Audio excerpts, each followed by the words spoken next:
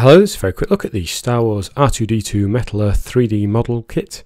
This is a pair of steel sheets which, if you follow the instructions, you will end up with a metal R2-D2 model. You get two sheets in the pack, both steel sheets, and these are all the parts that you need to follow on the instructions. You also need a pair of pliers. I would also recommend a little pair of scissors.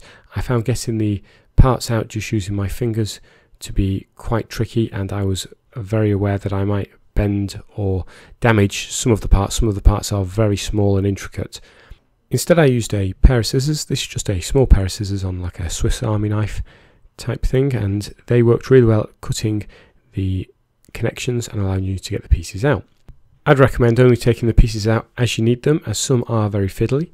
It's then a case of putting this together. You will need to be very patient, have very steady hands. I recommend taking a few breaks, as one of the processes involved rolling the metal around a pen, and I ended up actually rolling it the wrong way.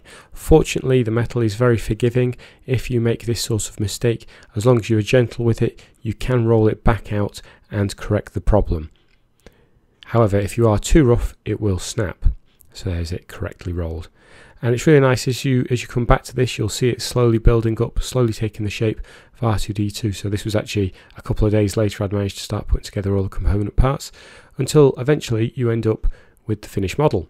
As you can see here, my finished model hadn't gone quite to plan. I'd managed to make it so it didn't actually fit onto the base properly, and it had a bit of a dented head. But it didn't matter. It was great to finish this off. It's very low cost and it's quite a lot of fun for all ages. Do be aware the metal can be quite sharp and might cut you if you're not careful. If you manage to make this, and you'll probably do it far better than me, send me a link to a photo. Hope you found the short review useful. Thanks for watching.